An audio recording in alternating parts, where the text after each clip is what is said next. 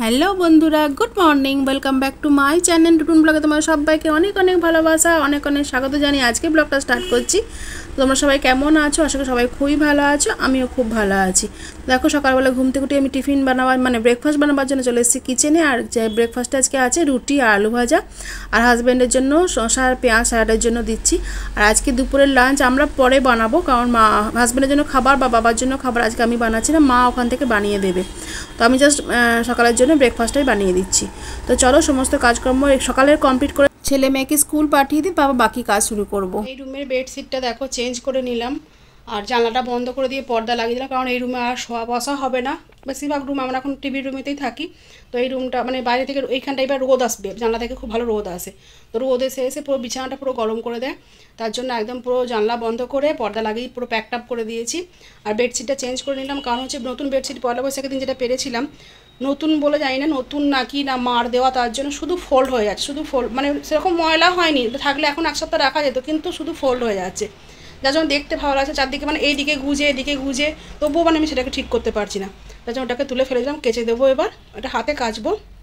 আর এখানেতে এই বেডশিটটা চেঞ্জ করে নিলাম। শুধু এখানে এখন শুধুমাত্র ছেলে মেয়ে পড়তে বসে, মেয়ে না ছেলে, মেয়ে তো বাইরে ডাইনিংয়ে টেবিলে বসে, ছেলে শুধু পড়তে বসে বা ম্যাম এসে এখানেই পড়ায়, ছেলের ম্যাম। আর ওই রুমেরও চলো দেখি, ওই রুমের দেখো বেডশিটটা বের করে এখানে রেখে দিয়েছি, এটা হাতে কাচবো, কারণ এখানে মেশিনে দিলে কুচকে যাচ্ছে।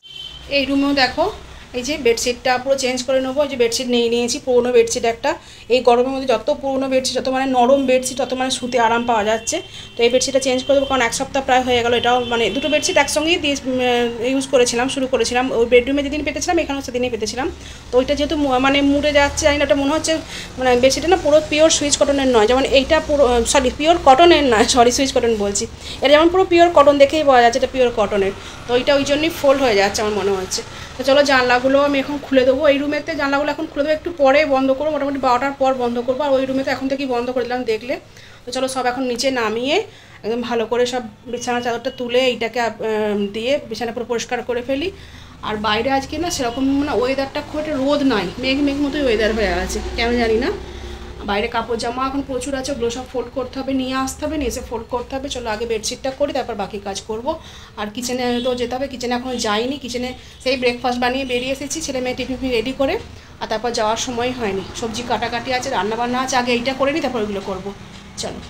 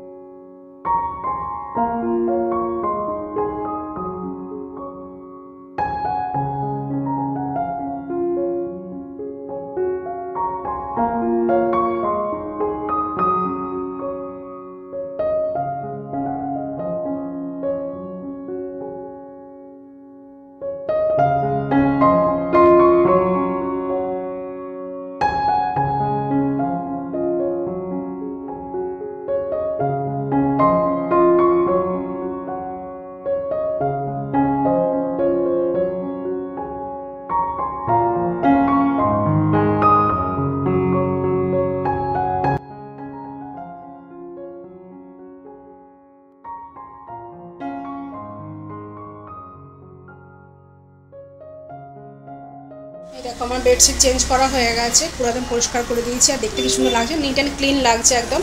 বাইরে ভয়েস আসতে পারে, প্লিজ একটু ইগনোর করো। আমার ভয়েসটা শুধু শোনো, বাইরের আওয়াজটা শুনো না। এখানে সবাইকে চারজনকে 4টে বালিশ, কোল বালিশ সব নিয়ে নেওয়া হয়েছে, কারণ এখন 4 জনে আমরা এইখানেতেই শুচ্ছি, এই রুমেতেই শোয়া হচ্ছে। জানলাগুলো বন্ধ করে দেওয়ার পর এইখানেতে এই ব্যালকনির এখানে কুলারটা লাগানো হয়। কুলারটা এই যে বাইরে রাখা আছে, পরে তোমাদের সঙ্গে এই যে বাইরেতে দেখা আছে, দেখতে পাচ্ছ এই যে কুলারটা, বড় কুলার। এবার দেখি গামছা রাখা আছে। এই যে এটা চণ্ডীগড়ে কেনা হয়েছিল এই কুলারটা, এখানে লাগানো হয়, এই দিকে জাস্ট ভিতর দিকে মুখ করে এখানে লাগানো হয়। তো রুমটা পুরোপুরি ঠান্ডা হয়ে যায়, এতটাই ঠান্ডা হয়, জানলা যেহেতু বন্ধ থাকে, জানলা দরজা সব বন্ধ থাকে, এতটাই ঠান্ডা হয় আমাদেরকে রাতেতে মোটামুটি 1-1.5 ঘন্টা পর সবাই 4 জনকে ঢাকা নিয়ে শুতে হয়। তো এই জন্য এই রুমটা সবাই এখন শুচ্ছে। ওই রুমেতে মানে কুলার লাগাবার জায়গা নাই, মানে কুলারটা মেনলি বাইরে জানলায় বা ব্যালকনিতে লাগাতে হয়, তার জন্য এই রুমে সবাই শোয়া হচ্ছে। তার জন্য বালিশগুলো সব এখানেই রাখা হয়েছে। এখানে দেখো ফোনটা আমার চার্জে দেওয়া হয়ে গেছে, সেখানে ফোনটাকে চার্জে দিয়েছি। আর জানলাগুলো একটু পরে বন্ধ করবো, রোদ যখন মোটামুটি দেখবো হ্যাঁ আসছে তখন আসছে রোদ, কিন্তু দেখো যে গাছের ইয়েতে দেখো এসছে হালকা হালকা, আর একটু পর বন্ধ করবো, মোটামুটি 12টা নাগাদ বন্ধ করে দেবো। আর দেখো খুব সুন্দর লাগছে দেখতে, যেমনই বেডশিট হোক একটু মানে 2-4 দিন পর চেঞ্জ করলে দেখতে খুব সুন্দর লাগে। আর এখানে চলো গাছগুলো আমাকে একটু জল দিতে হবে, গাছগুলো অনেকদিন ধরে জল দেওয়া হয়নি। আর আমি একবারেতে দেখো ড্রেসিং টেবিলগুলো মানে ধুলোগুলো মোটামুটি পরিষ্কার করে দিলাম একবার, যখন হাতে লেগেছে ধুলো তখন ভালো করে পরিষ্কার করে নেয়। ধরো ড্রেসিংয়ের উপরে অনেক জিনিসপত্র ছিল সব পরিষ্কার করলাম, সব মোটামুটি মানে ক্লিন করে দিয়েছি। এখন আমি বাকি যাবো কিচেনে কাজে লাগবো, সবজি কাটা বা ব্রেকফাস্ট করা হিসেবে লাগবো। আগে গাছগুলো জল দিই, তারপরে অন্য কাজ। চলো গাছগুলো আগে জল দিয়ে দিই। আর কেমন লাগছে তোমরা প্লিজ জানিও। চলো গাছে জলটা আগে দিতে হবে, নাহলে আমি আবার পরে ভুলে যাব। প্রতিদিন ওটাই হয়। এই গাছ বাইরের গাছগুলো আমার হাজব্যান্ড প্রতিদিন সকালে যাওয়ার সময় জল দিয়ে যায়, প্লাস আবার সন্ধ্যেবেলায় এসে চান করার আগে জল দেয়। কিন্তু এই গাছগুলো ওরও মনে থাকে না, আর আমার নিজের লাগানো শখ করে গাছ না, আমার নিজেরও মনে থাকে না। এই গাছটা না এখনও মাটিতে লাগানো হয়নি, মাটিতে মানে ওটা যে পলিথিন প্যাকেট দিয়ে পুরো ভরা আছে, ওই জন্য যে গাছটা এরকম হয়ে যাচ্ছে, এটা ভালো করে মাটিতে লাগাতে হবে। চলো জল দেওয়া হয়ে গেছে।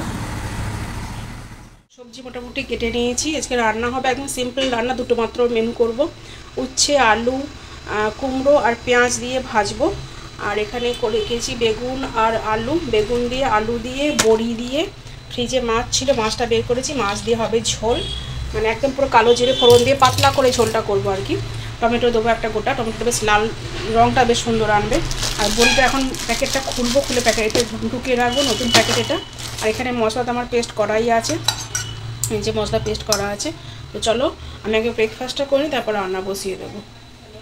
আর ব্রেকফাস্টটা তো দেখলে এখানে আমার আলু ভাজা, সকালে দেখলে আলু ভাজাচ্ছি, আলু ভাজাই আছে, আলু ভাজার মুড়ি খাবো, ওটা দেখাবার কিছু নয়। চলো ব্রেকফাস্টটা করে নেওয়ার পর তারপর তোমার সঙ্গে রান্নাটা শেয়ার করবো, বা বাড়ির কাজকর্ম দেখা যাক কতটুকু শেয়ার করতে পারি।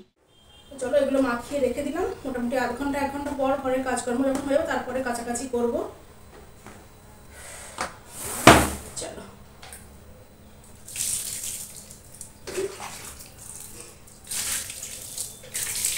মেশিন এখন কাচতে হবে অনেক, মেশিনের উপর প্রচুর জামা কাপড় তোমাদের দেখাই, সেগুলো তো মেশিনে কাচবে, এই দুটো এখন হাতে কাচবো। এখন মানে একটু পরে চান করার সময় হাতে কেচে নেব।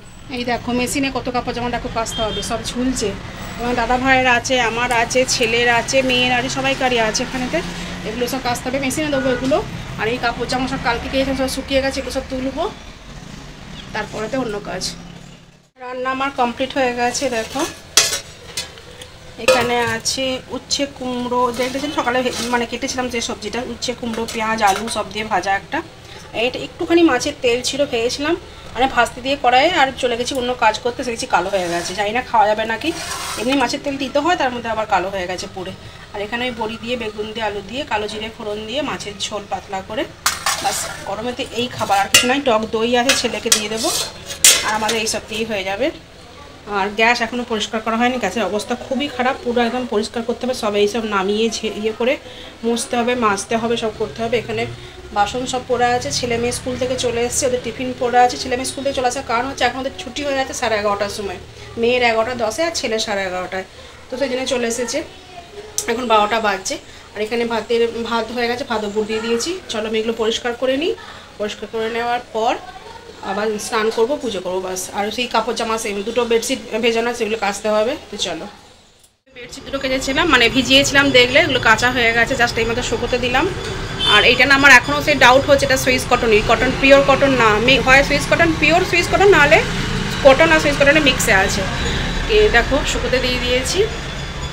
আর এখানে দেখো মেশিনেতেও কাপড় জামা কাচতেই, দেখো এখানে মেশিনেও কাপড় জামা কাচতে দিয়ে দিয়েছি। এই যে জল হচ্ছে, জল পড়ছে যে মেশিনে, এটা কাঁচা হবে মোটামুটি 1 ঘন্টা টাইম তো নেবেই, হ্যাঁ 1 ঘন্টা 2 মিনিট টাইম দিয়েছে। কাঁচা যাওয়ার পর ততক্ষণকে এগুলো শুকিয়ে যাবে, যদি এটা হাতের কাঁচা এখন না শুকলো বিকেল নাগাদ শুকিয়ে যাবে, বিকেলবেলা আমি ওই মেশিনে এগুলো এখানে শুকোতে দিয়ে দেবো। এই বেডশিটটা রং উঠলো, একটু হালকা রংটা উঠলো, কিন্তু এইটার রং টং কিছু ওঠেনি, রং ওঠেনি দেখেই আমার ডাউট হচ্ছে যে এটা পিওর কটন না, কারণ কটন হলে হালকা রং উঠতো, যেমন এটা পিওর কটন, তার জন্য একটু হালকা রং উঠলো। এটা কিচ্ছু ওঠেনি পিঙ্ক কালার। চলো আমার স্নান কমপ্লিট, সমস্ত ঘরের কাজকর্ম কমপ্লিট, এবার জাস্ট খাবো আর শোবো। তো আজকে ভিডিওটা আমি এখানেই শেষ করব, আর বেশি বড় করব না, অনেকটাই বড় হয়ে গেছে। এবার এডিটিং করতে হবে, কালকে যেন রেডি করতে হবে ভিডিওটা। তো আজকে এখানে ভিডিওটা আমি শেষ করছি। তোমরা সবাই ভালো থেকো, সুস্থ থেকো, শান্তিতে থেকো, আমার সঙ্গে থেকো। আর পুরো ভিডিও প্লিজ ওয়াচ করো, একটা করে লাইক অবশ্যই করে দেবে, কমেন্ট করবে ভালো ভালো, আর যদি পারো একটু শেয়ার করে দেবে। চলো টাটা, বাই বাই, সবাই ভালো থেকো।